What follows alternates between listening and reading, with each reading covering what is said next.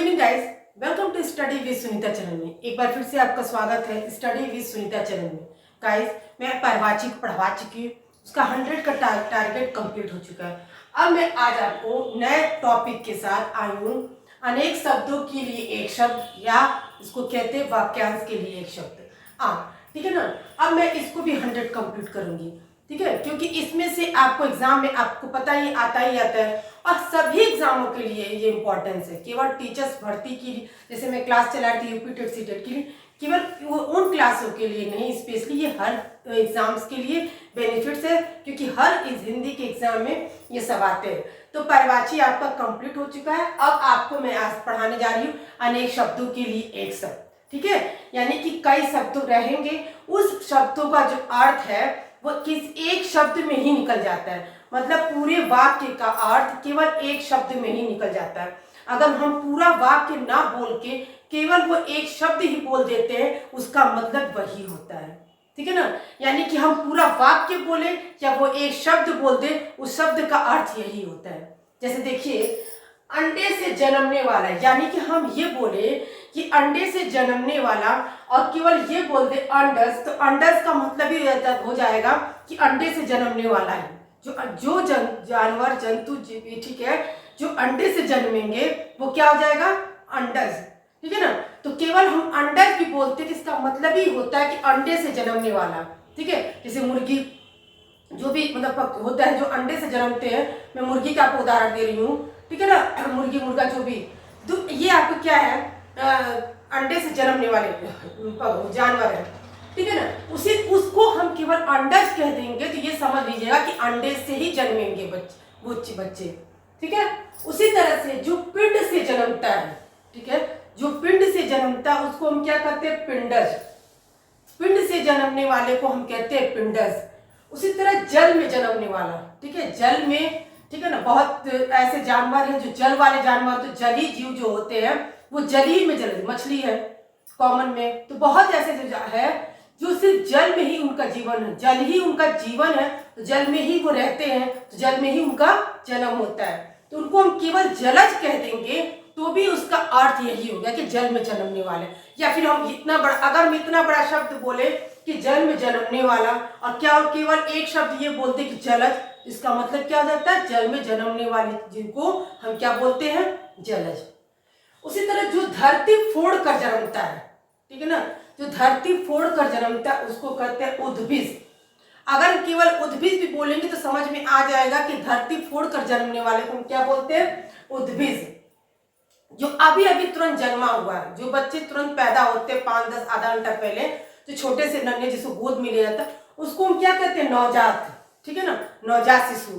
तो तुरंत जो बच्चे पैदा होते हैं, अभी अभी जन्मे पैदे बच्चे को हम क्या कहते हैं, नवजात।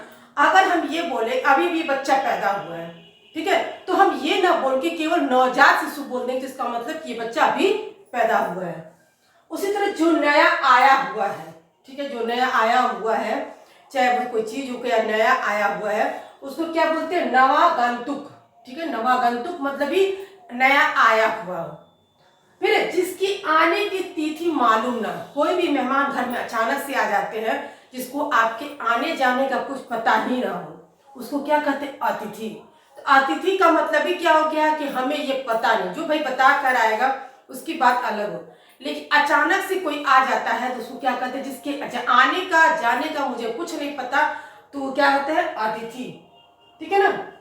जिसके कुल का पता ज्ञात ना हो आपको, उसको क्या कहते हैं, अज्ञात कुल, कि हमें अज्ञात मतलब ज्ञात नहीं है आपको। इसके कुल का लोग देखते बोलते नहीं, अरे इसे कुल का पता नहीं, किस जात का पता नहीं है, पता नहीं किस कुल का जात का है, उसी को तो क्या कहते हैं, अज्ञात कुल, ठीक है ना। जो जन्म से अंधा है, ठीक है ना। अब इतना बड़ा शब्द बोले कि जब वो, अरे वो जन्म से अंधा है, तो केवल हम जब ये बात बोलने के बजाय हम ये भी बोल देंगे कि जन्मांध, मतलब कि वो जन्म से अंधा है। इसीलिए पढ़ाया जा रहा है कि इतना बड़ा वाक्य आप पढ़ रहे हैं, उन वाक्यों को हम एक शब्द में ही बोल सकते हैं, उस शब्द का अर्थ क्या होता है, ठीक है ना। जन्म लेते ही गिर या मर जाता है, ठीक है, जन्म लेने के बाद तुरंत या तो गिर जाए या तो मर जाता है, उसी को बोलते आदंडपात, इसको इंग्लिश में बोलते हैं वर्षन में, इसको तो क्या बोलते हैं, आदंडपात। आदंडपात यानी जन्म लेते ही मर जाना। अब आता है नहीं मरने वाले, अमर है वो, ठीक है ना, अजर अमर। तो क्या है, नहीं मरने वाले को हम बोलते हैं अमर। मरने की इच्छा रखना, ठीक है, जो बहुत हमेशा कहता है मैं मर जाऊं क्या, जो मरने की हमें इच्छा रखता है उसको बोलते हैं मुमूर्षा। क्या बोलते हैं, मुमूर्षा। और जीने की इच्छा रखने वाले को, मैं जीना चाहता हूँ, 100 वर्षों तक मैं जीना चाहता हूँ, यानी कि जिजीविषा, ठीक है ना। तो जिजीविषा यानी कि जीने की इच्छा रखने वाला, बहुत लंबे समय तक जीने की इच्छा रखने वाले को हम बोलते हैं जिजीविषा। मरण तक, ठीक है, अपने जन्म से लेके मरण तक की बात है, आमरण, ठीक है, जीवन भर, आजीवन। फिर आदि से अंत तक, आदि से अंत तक, आदोपंत, जिसकी उपमा नहीं है, इसकी कोई तुलना नहीं है, कोई वो, ठीक है ना, उसको क्या कहते हैं, अनुपम। जिसकी उपमा दी जाए, ये आपके समास में आता है ना, जिसकी उपमा दी जाए वो उपमेय, ठीक है ना। और जिससे उपमा दी जाए, जिस चीज की उपमा दी जाएगी वो क्या हो जाएगा, उपमेय। और जिससे दिया जाएगा, जिससे दिया जाएगा, जिसको बताया जाएगा, वो क्या हो जाएगा, उपमान। जैसे आपके समास में विशेषण विशेष, उपमेय उपमान, ये समास में ही आता है, ठीक है।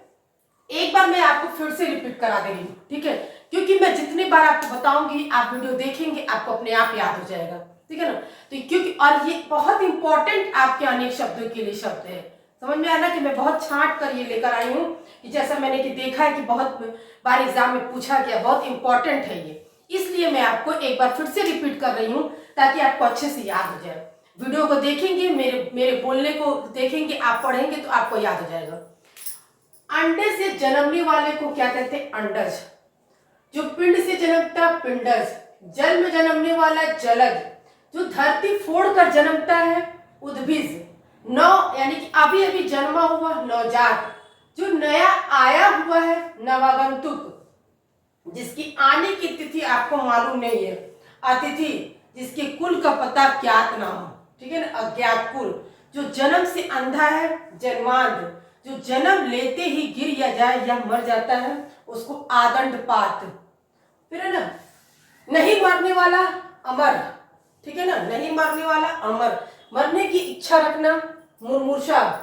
जीने की इच्छा रखना, जिजीविषा। मरण तक, जीने से लेके मरण तक, आमरण। जीवन भर, आजीवन, पूरा जीवन बोले, आजीवन जिंदगी, मैंने ये काम किया, आजीवन जिंदगी, ठीक है ना, तो आजीवन। आदि से अंत तक, आदोपंत। जिसकी उपमा नहीं है, जिसकी कोई तुलना नहीं है, ठीक है ना, अनुपम। जिसकी उपमा दी, जिस चीज की उपमा दी जाए, जिसकी तुलना की जाए, उसे उपमेय। और जिससे दिया जाएगा, जिससे उपमा दिया जाएगा, उसको उपमान। ये थे गाइस आपके कुछ 20 आपके अनेक शब्दों के लिए शब्द, ठीक है ना, जो कि मैंने आपको बहुत अच्छे से आपको एक्सप्लेन करके बताया भी है, और मैं आपको रिपीट भी कराई हूँ ताकि आपको याद भी हो गया हो, और मुझे अच्छे से पता है कि आपको याद भी हो जाएगा, ठीक है। तो आप इस वीडियो को पूरा देख कर पढ़ कर समझिए, किसी भी एग्जाम्स के लिए बहुत ही फायदा है, ठीक है। मिलते हैं नेक्स्ट वीडियो में।